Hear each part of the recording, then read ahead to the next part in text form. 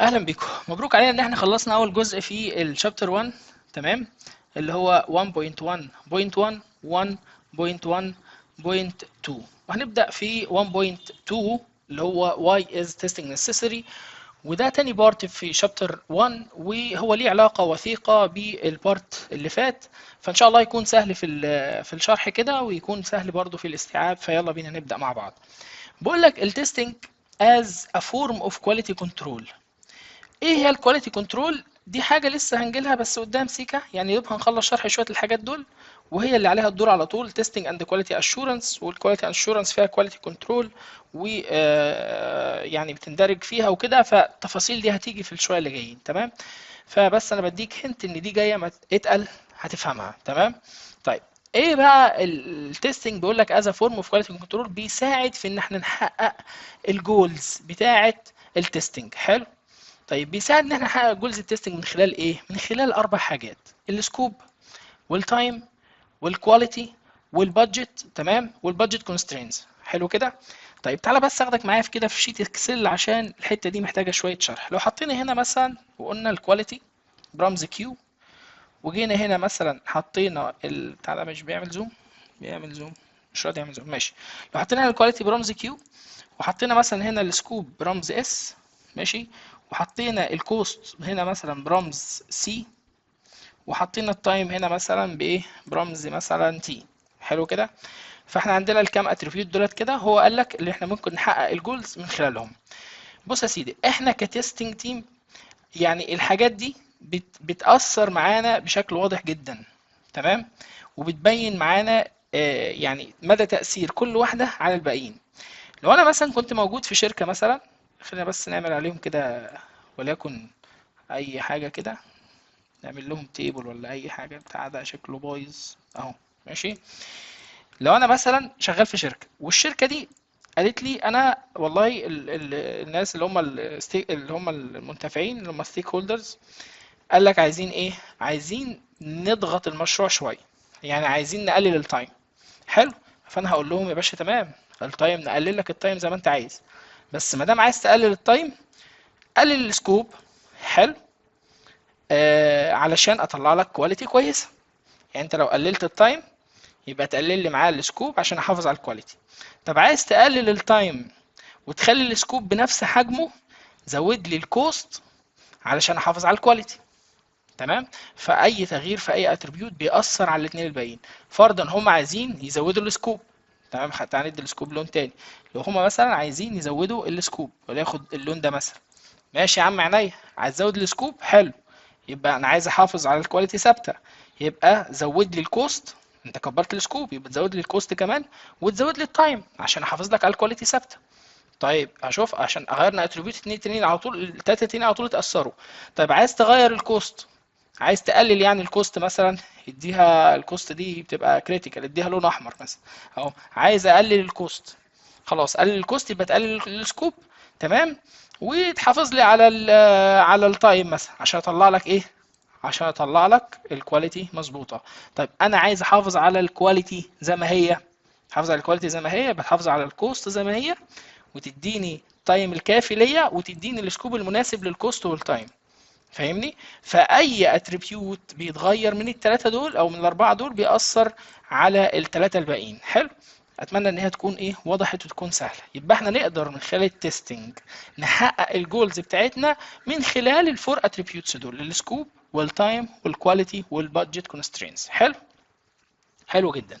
بيقول لك التستنج contribution to success shouldn't be restricted to the test team. بيقول لك ان التستنج، مساهمة التستنج في النجاح، مش ما ينفعش يكون restricted يعني مقيد بالتستنج تيم بس. امال ايه يا عم؟ قال لك التستنج تيم اكتيفيتيز يعني، بس قال لك الستيك هولدرز اللي هم الناس المنتفعين، سواء كان بقى اند يوزر، سواء كان ايجنت، اي حاجه، سواء كان مدير حتى في الشركه، اي حد يقدر يدينا بوينت اوف فيو يقدر يساعدنا من خلال التستنج. قال لك اهو ان ستيك هولدر اي منتفع ايا كان مين كان يوز ذير تيستنج سكيلز، يقدروا يستخدموا ذير تيستنج سكيلز to bring the project closer to success، ان هم يساعدوا المشروع بتاعنا ان هو ينجح. احنا قلنا احنا ممكن اصلا من غير يعني الاند يوزر العادي خالص، احنا قلنا يعني كنت شرحت قبل كده في اللايف، كنت بقول ان في عندنا حاجه اسمها الفا وبيتا تيستنج. يعني البيتا تيستنج ده بيتعمل في الشركه قبل ما نطلع برودكشن، ممكن من غير تيسترز عاد يعني خالص، اي حد تاني او تيمات تانية نقول لهم والله خدوا شوفوا لنا الابلكيشن ده كحد كانهم يوزر بس انترنالي في الشركه، هيجرب، ولما يجرب كانه يوزر هيطلع ديفكتات او يطلع ايشوز، وهيقول الحته دي مظبوطه الحته دي مش مظبوطه. فاي حد اي منتفع he can help in bring the project to ايه to be closer to success. حلو. testing components يعني بيقول لك بقى من ضمن الحاجات بقى ايه اللي بتساعد ان انا اشوف التستنج كومبوننتس، السيستمز نفسها. يعني الكلام الناس دي لما تشوف التستنج كومبوننتس، لما تشوف السيستمز، هتقدر من خلال their eyes ان هم يساعدوا البروجكت بتاعنا ان هو ينجح. وده كان اول بارت. طيب بيقول لك هنا التستنج contribution to success. بيقول لك testing provide a cost effective mean of detecting defects. معناه الكلام ده، معناها ان التستنج بيديني وسيله، او هو عباره عن وسيله، means دي يعني وسيله او وسائل، بيديني وسائل effective، وسائل مؤثره، وسائل حلوه ان انا اكتشف من خلالها الديفكتس. وانا عايز اقول لك وسائل موفره كمان. ازاي؟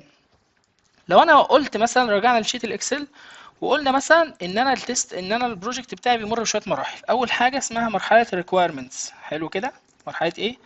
ادي الريكويرمنتس. بعد مرحله الريكويرمنتس بتيجي مرحله ايه؟ مرحله مثلا الديزاين. حلو. تيجي مرحله الديزاين. بعد مرحله الديزاين بتيجي مرحله التست. ماشي. بعد مرحله التستنج بتيجي المرحله الاخيره اللي هي ايه؟ مثلا البرودكشن. حلو كده. حلو. فانا لو جينا مثلا، بس تعالى نحطهم كده في تيبل هم كمان. ولو جينا بقى قلنا اتكلمنا عن التستنج، انا لو عملت ستاتيك تيستنج فانا هكتشف الايشو بتاعي في مرحله ريكويرمنتس بدري جدا، فده هيديني اقل كوست ممكنه. يعني انا لو اكتشفت الايشو بتاعي في مرحله الريكويرمنتس باستخدام الستاتيك تيستنج، هتبقى تكلفه اصلاح المشكله دي او الديفكت ده اقل من ان انا اكتشفها في مرحله الديزاين، اقل من ان انا اكتشفها في مرحله التستنج، اقل من ان انا اكتشفها في مرحله البرودكشن. ودي هتكون اغلى مرحله اكتشف فيها الايشو بتاعنا. ليه؟ لان في مرحله الريكويرمنتس البروجكت بتاعي بيبقى عباره عن ايه؟ بيبقى عباره عن شويه كتابه، شويه حاجات مكتوبه، الريكويرمنتس بتاعت العميل هو عايز كذا وكذا وكذا، فانا لو قريت لقيت حاجات متضاربه مع بعضها هنصلحها وخلاص. هنقول لا يا جماعه ده الكلام هنا متناقض، طب تعال نصلحها فالتكلفه اقل.